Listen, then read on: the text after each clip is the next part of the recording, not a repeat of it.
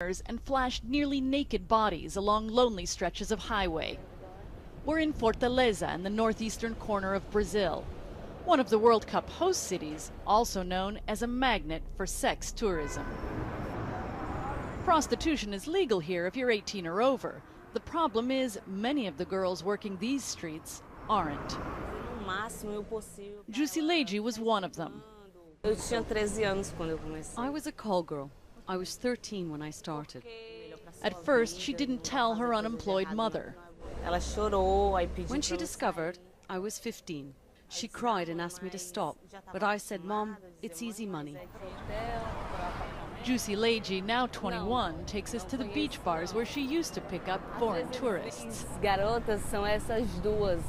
At night, we see tables full of older foreign men and young women in skimpy clothing who negotiate prices or give out phone numbers. Now that hotels have barred girls under 18, clients rent apartments or head to so-called love motels. Police have cracked down on underage prostitution, and Fortaleza says it's fighting the problem, but refused to be interviewed by CNN. Critics say authorities have done little more than get child prostitutes out of view, and that there are precious few resources for the nation's most vulnerable. These girls come from extreme poverty, a culture of social exclusion, and a tradition of profound disrespect for women. This state prosecutor says there are cases where parents put their own children on the street, but also organized crime that involves hotels, taxis, and tourism agencies. Children's rights advocates warn the child sex trade could explode during the World Cup if more isn't done. Ever since Brazil was selected to host the World Cup in 2014, it created these huge expectations. Our guided social worker, Antonio Carlos da Silva, takes us to the newly renovated Castelão Stadium, where prostitutes now cater to truckers, but dream about big bucks from visiting fans. They're so hopeful about making money through prostitution, they're asking where they can take English classes to negotiate with their clients.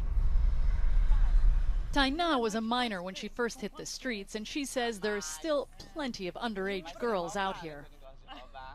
The late-night scene down the road is even more brazen. Prostitutes congregate in front of the police station.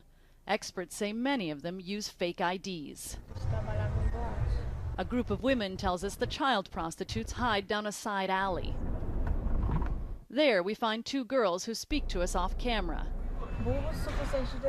They say they're 16 and 17, but look much younger. They don't smile and talk barely above a whisper. I've been doing this for 2 months, says one girl. We use the money to buy things we need, clothes and school supplies, says another. We just talked to a couple of girls who openly admitted they're minors. One of them said she's doing this just so that she can eat, and they both said they don't have pimps or protection. If they don't get paid, they have to walk home. Here, it's just so many tragic stories. Some girls even tell us they stayed on the streets through teenage pregnancies. A handful of non-profit groups are helping. Vida Vida provides victims of sexual exploitation basic schooling and job training. They helped Jusileiji get an internship at a bank. But she says where she comes from, the sex trade is easy money, and the World Cup promises even more of it.